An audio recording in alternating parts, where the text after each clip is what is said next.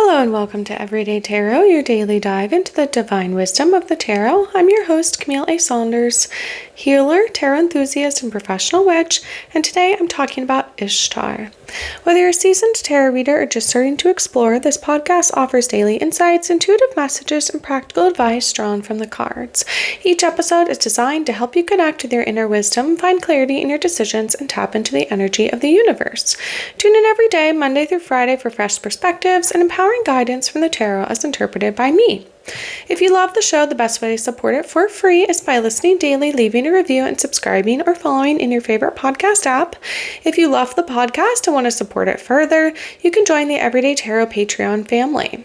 Some of the benefits include getting an individual card pulled for you once a month live on the podcast, or if you'd like to support the podcast even further, you can get a one-time individual 5-card reading in addition to all the other benefits if you join the Witch Bitch level on the Patreon. I recently recorded an hour-long video episode for the new moon in Libra that we welcomed in on September 22nd, 2025. So if you missed that live, you can check out my new moon in Libra collective tarot reading replay now to get all the latest info. And there's a new moon tomorrow on October 21st. So you can also check out my YouTube channel. Let me remember what it is. To check out the new moon live if you'd like, or you can watch it later. It's just Camille A. Saunders is my YouTube channel, so you can check it out there. And then after the new moon is over and I've done the reading, then I will also link to the latest replay. So if you want to watch the old replay, watch that, and then join me live on the October 21st at probably 3 p.m. Pacific time. I'll have it live on my YouTube channel, and I'll probably post it afterwards to my Instagram as a reel. So that's where you can check it out. Let's just see here. So last week I was talking about the Queer Joy Summit. So that just wrapped up on the 19th. So if you were interested, hopefully you were able to grab a ticket for that. I did create a Queer Coven spooky tarot spread for the summit as one of like the bonuses if you signed up for the summit. So if you weren't able to join our summit, but you still would really like to do this spooky tarot spread that I made, I wanted to give you all a chance to grab it, even if you weren't part of the summit. So it is Halloween and queer themed. Yay. It's a 6-card tarot spread. So you can go ahead. I'll have the link in the show notes to grab that. So you'll be able to go ahead and get it online and get my PDF for the tarot spread, which is super fun. So I recently was on Kayla Moore's Connected Pleasure podcast. You can check out my episode of her podcast where we talked all about living by the body, dreaming of land, and weaving the future.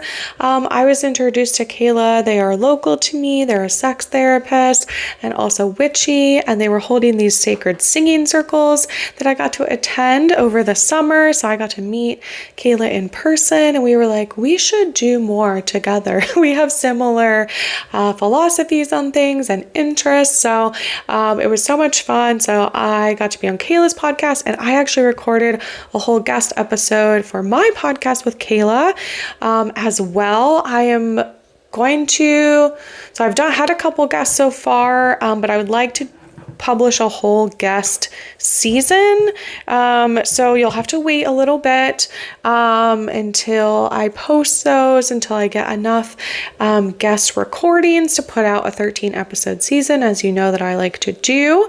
So if you have anyone or you're interested in being a guest, please reach out. You can email me at camilleasaunders.com, or if you, let's see, I will link it in the show notes as well to just fill out my guest form, and I'll reach out about scheduling and just to make sure that we're a good fit for you to be a guest on the podcast. But I would love to have more guests. So if you're interested, or you know anyone or any tarot card artists or readers that you really love, that you would like to hear more about or see on the podcast, or think would be a good fit to match with me, please let me know and I can contact them or you can, and I can get then more guests booked because I would love to do that. So, all right, I'm going to pause so I make sure I have that link for you all in the show notes. All right. Just grab that link. So that will be in the show notes as well to fill out the form to be a guest on the podcast. Or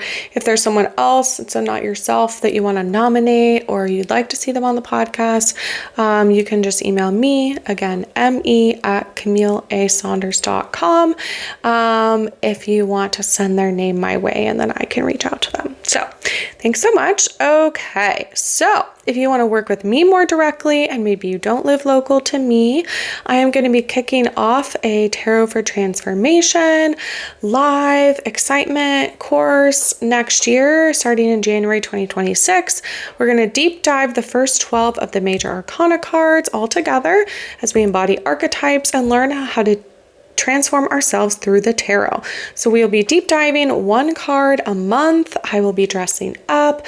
I will be having 2 to 3 hour workshop calls where we'll hang out. You'll get to see my lovely archetypal outfit, and we'll embody the archetype and think about what lessons or reflections or how this card can integrate with us in that month of the year. So I'm so excited to be doing this. This will be a fun way to approach the tarot differently, and really get to, again, kind of like embody the archetype of each major arcana card. And if folks like it, then I will do the rest of the major arcana cards, and perhaps this will be a thing I do for the next 2 years. Right, I've committed to this podcast for 2025. I've not committed to doing anything podcast related after that. So yeah, let me know if you're interested in Tarot for Transformation. I will have the option for people to sign up for the whole 12 months and also to do one-off events. You'll probably get a slight discount if you sign up for all of them in advance, but I want to make this pretty accessible to folks. I will record the workshops and you'll get the recording and my elaborate workbook that I'm going to pull together for each card. And yeah, I'm so excited to do that. So to check out details, there's a link in the show notes, or to just indicate like, hey, I'm interested, I want to know more. Follow the link in the details and put your name and email into there. So if you don't already know, I'm a sex and relationships therapist and coach, seeing individual and relational clients virtually all over from my home office. If you'd like to work with someone that doesn't judge you, is witchy just like you, and helps you learn how to deal with anxiety, chronic pain or illness, communication issues, self-advocacy, and sex, head to my website and book a free consultation now to start your journey if you're interested in working one-on-one with me. So that will be, you can just go to CamilleASaunders.com and click the therapy link or the coaching tab at the top, and you can book your consultations from there. If you want to see what other ways you can work with me, you can grab my tarot card crafting workshop. So if you feel like, sounds cool, but I don't have any art skills, no worries. So the way that I like to do it is by doing collage. So you can get my full workshop, which has an hour-long recording where I walk you through step by step how to do it, how I like to do it, the supplies that you need, a ton of examples of tarot cards I've created. So between almost like 30 cards I think I've created now, journaling questions to help you brainstorm ideas or think about how you want to go about creating your cards. And then again, if all else fails, there's a PDF to walk you all through it. And you can grab that for just $33. So the link is in the show notes if you want to purchase that now. If you're interested in a 2025 5-card tarot spread that I created just for you, my lovely listeners, at the beginning of this year, you can get that by joining my newsletter list. My weekly newsletter always has the most up-to-date info on upcoming presentations, events, musings, and info and photos of my day-to-day life all in one place. If you're local and you want to meet me in person, you can come to my Let's Talk Tarot meetup group events. Sometimes they're social ones, and sometimes we we do tarot card crafting, where I bring all the supplies and all of my cards and all of my reference books, and we just kind of sit down and craft for a bit together. Or social events where we bring our decks and we just chat, talk tarot, play with tarot and oracle decks, bring your favorite decks, and get to know other tarot folks in your area. And if you're interested in celebrating the full moon, or maybe looking for a more ritual space, I'm holding full moon women's circles for the rest of 2025. You can join my colleague Izzy and I under the glow of the full moon for an evening of connection, reflection, and ritual. We'll be meeting at Thresholds Collective in Tacoma the first Sunday of the month to welcome in the full moon together. And the next dates are November 2nd and December 7th. So both of those tickets are already up.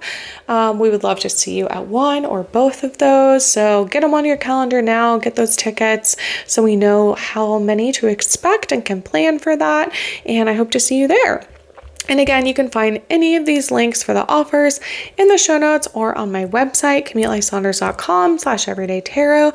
In addition to the images of the cards that I pull, also, I'll tease a little bit of a thing, but I'm actually kicking off a whole new business where I'm gonna kind of move all of my witchy things, and I'll be starting to offer like tarot card readings and more of my witchy offerings under that business to separate my therapy stuff out, to make it legally and ethically clear, and also to allow me a little bit more freedom in what I like to do on the witchy side of things, for doing events or perhaps like doing tarot card things or readings or anything like that. So be on the lookout for that as I start building out that side of my business.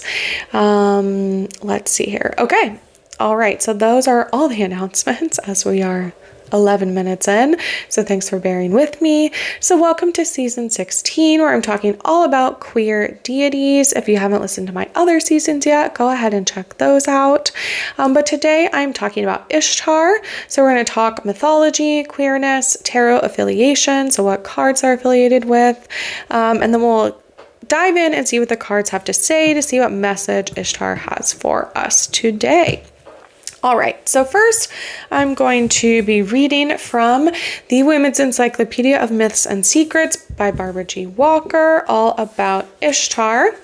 So Ishtar is Babylonian for star, the great goddess who appears in the Bible as Ashtoreth, Anath, Azura, or Esther, the Queen of Heaven, from Jeremiah 44:19.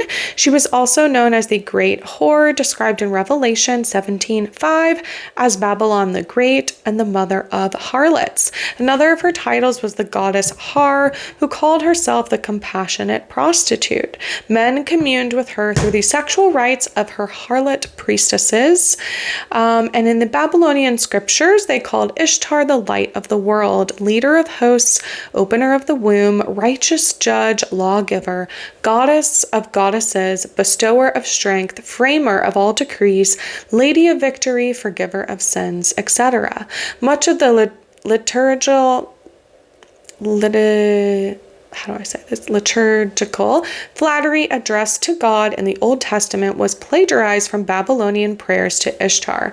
For one example, who dost make the green herb to spring up, mistress of mankind, who hast created everything, who dost guide all creatures, Mother Ishtar, whose power no God can approach. A prayer will I utter, may she do unto me what seems good unto her. O my mistress, make me know my deed, establish for me a place of rest, absolve my sins, and lift up my face. So this was a Babylonian prayer that obviously prefigured the prayers and psalms of the biblical writers. Even the biblical theology said to the goddess, O thou art adorable, who givest salvation, life, and justice. vivify my name. Like the Old Testament god, Ishtar was known as the Mighty One, as a winner of battles and overthrower of mountains. She said, "In the brilliant heavens to give omens in abundance, I appear in perfection.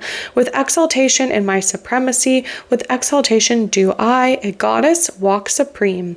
Ishtar, the goddess of evening, am I. Ishtar, the goddess of morning, am I. Ishtar, who opens the portals of heaven in my supremacy. The heavens I destroy, the earth I devastate in my supremacy. The heavens I destroy, the earth I devastate in my supremacy, who rises resplendent on the firmament of a heaven, invoked above and below in my supremacy. The mountain I sweep away altogether in my supremacy. The great wall of the mountain am I, their great foundation am I in my supremacy." There's a long Babylonian prayer that presents numerous metaphors and liturgical phrases later copied by Jewish priests on behalf of the god as well. There are also Akkadian sources that show that Ishtar was the same great goddess revered in the Near East under such names as Dea Syria, Astarte, Sybil, Aphrodite, Kore, or Mari. So praise Ishtar, the most awesome of goddesses. Revere the queen of women, the greatest of the deities. She is clothed with pleasure and love. She is laden with vitality, charm, and voluptuousness. In her lips she is sweet. Life is in her mouth. At her appearance rejoicing becomes full. She is glorious. The fate of everything she holds in her hand. Ishtar, to her greatness, who can be equal? Strong, exalted, splendid are her decrees. Ishtar among the gods, extraordinary in her station, respected in her world. It is supreme over them. She is their queen. They continually cause her demands to be executed. All of them bow down before her. The powers of the underworld bowed down before her when she went underground to rescue her lover, Tammuz, as her Sumerian forerunner, Inanna, rescued the same sun lover, Dumuzi.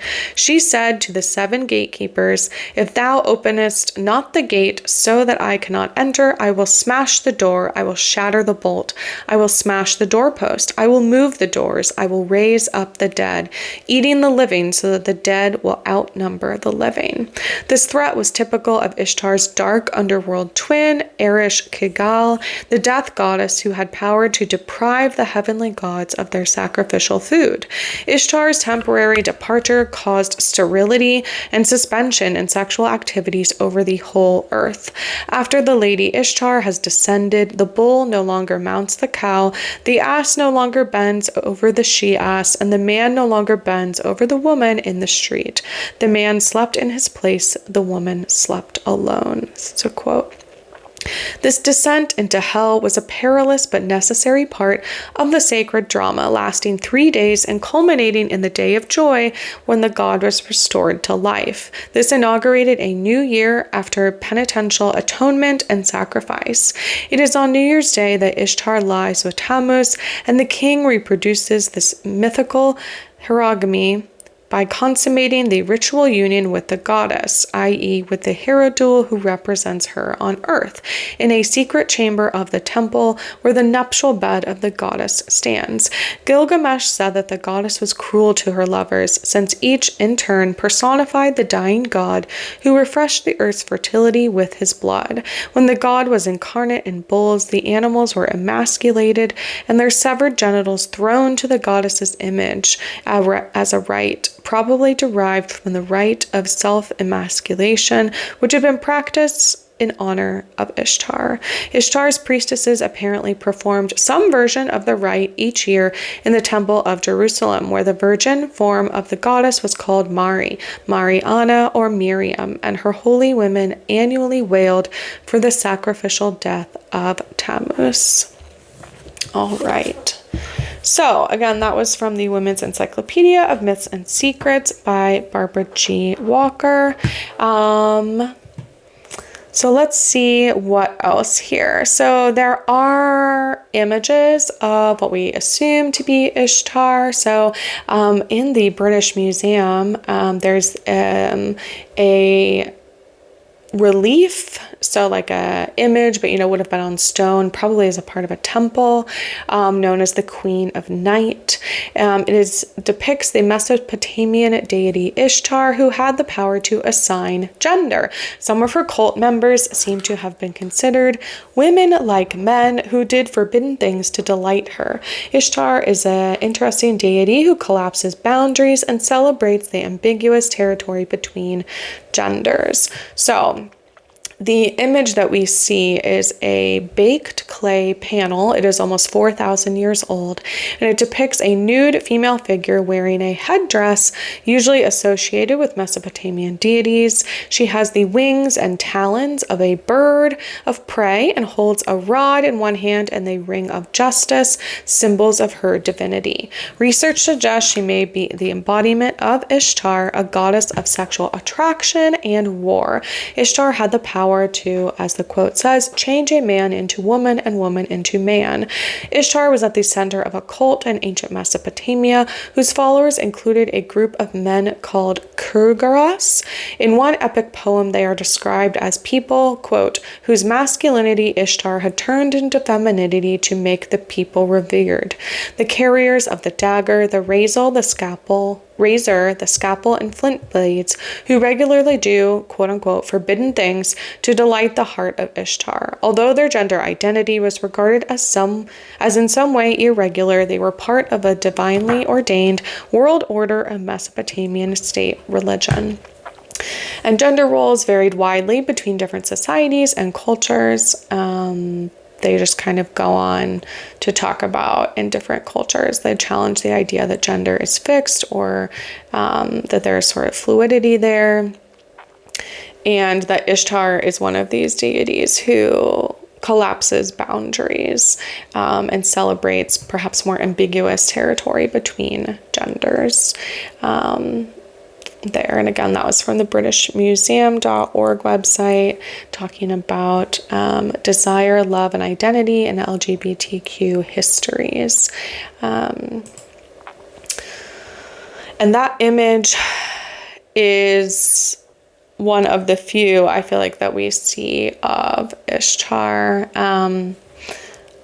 In the Goddess of Love tarot deck, there's an image that depicts Inanna. That is another version of Ishtar. They're known as the same, but just different societies call them different things. So again, Inanna and Ishtar ruled over both sexual love and war. Their worship dates back to probably 10,000 years in Mesopotamia, and was like a constant presence, even though empires were rising and falling as that went on. During the Sumerian period, her priesthood was known as the Gala, and the cuneiform symbol for their name was a combination of the symbols for penis and anus. So this was like an ancient priesthood known on the planet.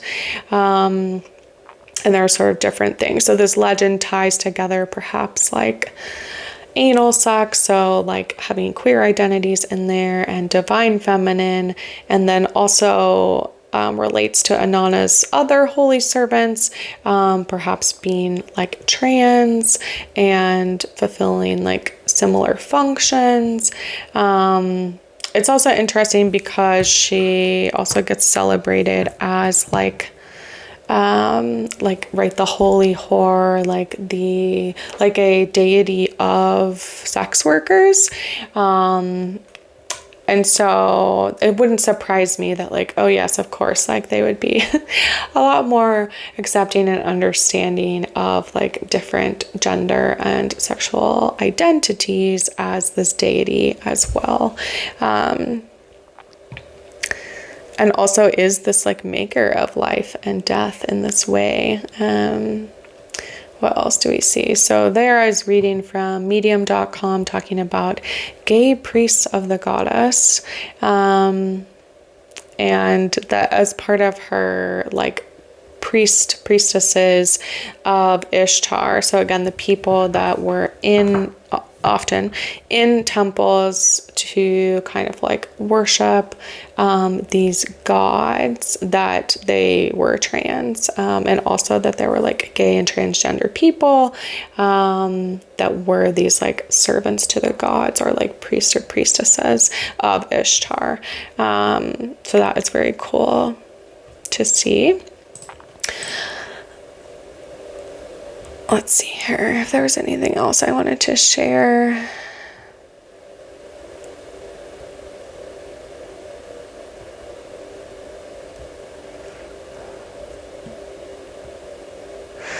Yeah, there's a quote here that talks about how she's depicted in the Epic of Gilgamesh. It says that she is responsible. So the quote is, "She's responsible for all life, but she is never a mother goddess. As the goddess of war, she is often shown winged and bearing arms. Her third aspect is celestial. She is the planet Venus, the morning and evening star." And there's also like a variety of presentations for how Ishtar shows up.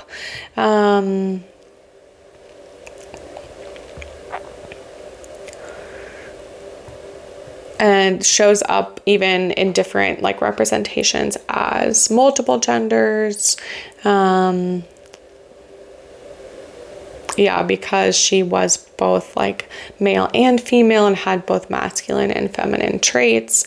And although like Mesopotamian worshippers seem to have considered her female, there's also a quote about her as a bearded goddess, also like as the goddess of war and a warrior goddess, sort of like also challenging our ideas of like who is associated with war.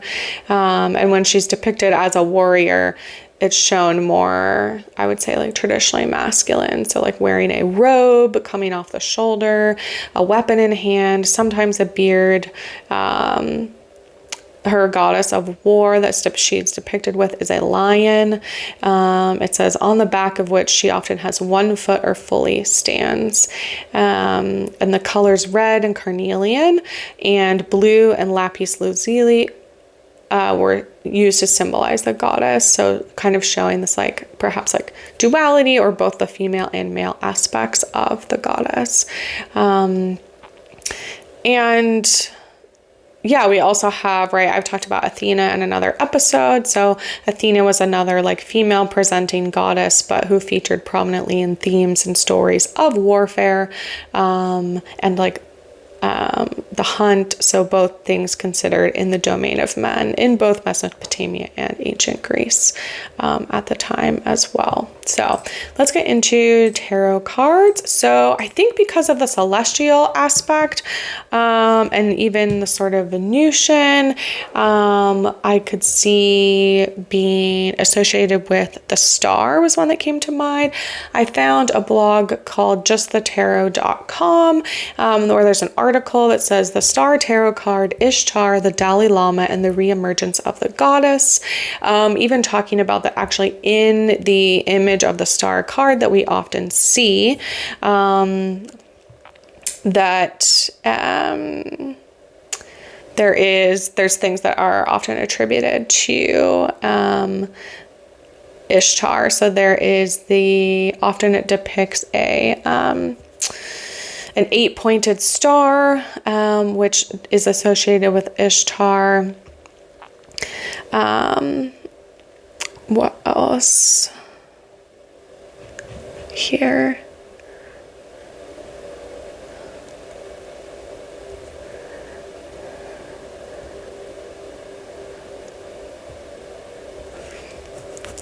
But also my other point of reference for that was also just that, so it's like we have the Greeks see celestial beings as sort of like different genders, like there's Venus who's seen as female, but a lot of other stars or celestial beings, Jupiter, Mars, Saturn, Mercury, Pluto, are seen as male, which is interesting. So she's also again associated with Venus. And like I said, in the Goddess of Love tarot deck, they actually, Gabriella uses Inanna as the depiction for the star on this card. So I was going to read from what she shares about why, or seeing Inanna as the one associated with the star card. Trying to find the star. Come on. Okay. Yes, so associated with Inanna, astrological correspondence of Aquarius. The star means spiritual illumination and sustenance, a return to inner knowing. It's one of the most auspicious cards in the deck. Like the goddess herself, is giving your third eye a little kiss. It's a metaphorical light at the end of the tunnel, and it comes after the tower. So right, sort of after the intensity of the tower. Just as Ereshkigal, as the tower, represents the underworld aspect of the goddess of love, in her role as catalyst of erotic destruction, Inanna represents her heavenly face as the star. After her descent to the underworld, the Sumerian goddess of sex and war comes out transformed, having experienced the trials and tribulations of mortality. This vulnerability allows her to surrender to her true nature as an expression of the universe made manifest. The star is generally seen as the North Star, a guide on the spiritual path. This is a comforting message you have been waiting for. It's a reminder from the cosmos that this love, this experience, this path is sacred. Your sensuality, sexual expression, and eroticism are your guide into the mysteries of the universe and into your purpose. So again, here we have it sort of in this like sex and goddess of sex and war, the underworld component, right? Inanna in here as the Ishtar equivalent. And the other card that I sort of thought of was, I did read some mythology where Ishtar is associated with like wisdom and an owl. So that always makes me think of the High Priestess, because the High Priestess card is often depicted with an owl next to her or behind her, or sort of with this aspect of wisdom. And I think even like associated with Athena, yeah, owls associated with Athena.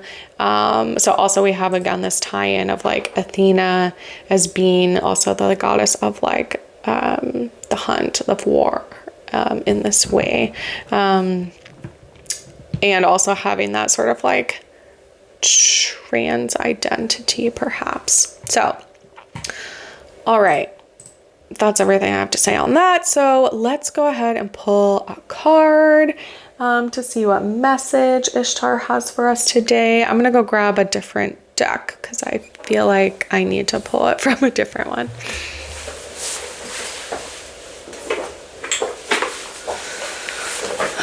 All right, I'm going to read from the Norse Goddess Rune Oracle by Rebecca Joy Stark and artwork by Sharon McLeod. Okay. So what message does Ishtar have for us today? What do we need to hear? What else do we need to learn? Okay, I pulled number 36, the Seed of Life, or Ingwaz. Let's see here.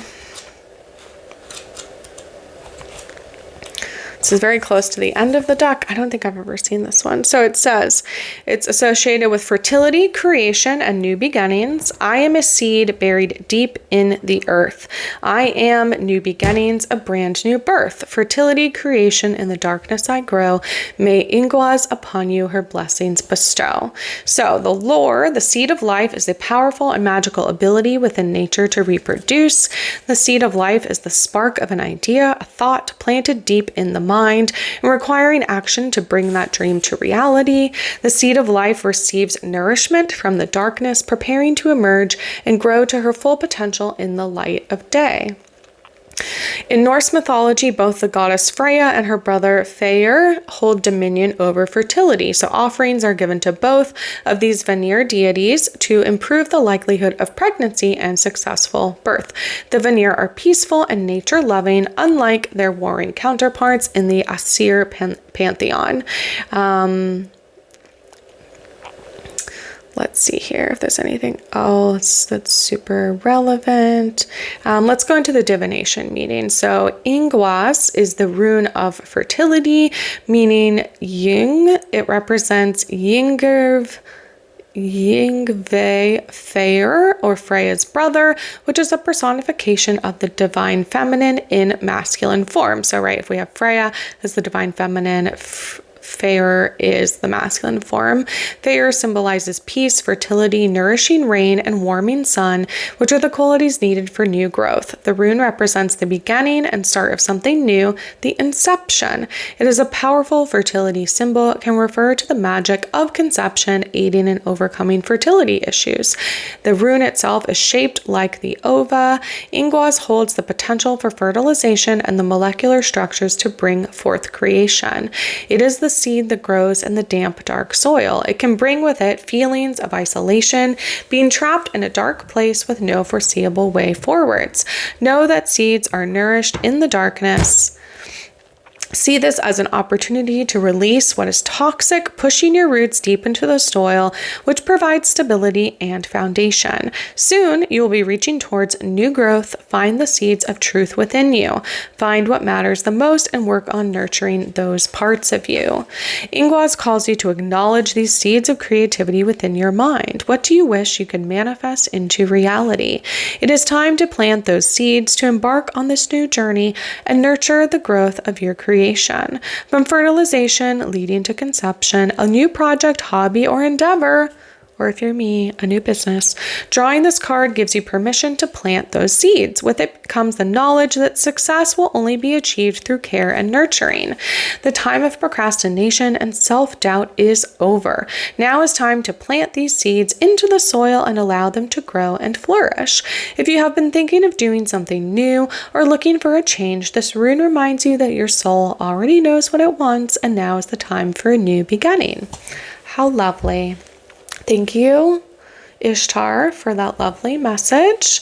All right, so let's wrap up for today. If you'd like to join me on the journey of using the tarot for transformation, find the link in the show notes to indicate your interest, and I'll send you more info. Links for the tarot decks I talk about will always be in the show notes and on my website if you'd like to look at them or purchase them. And thanks for joining me today on Everyday Tarot. Just as a reminder, the podcast comes out daily, Monday through Friday for all of 2025. You can email me, me@CamilleASaunders.com, with your thoughts, questions, and more. All right, see you soon. Bye-bye.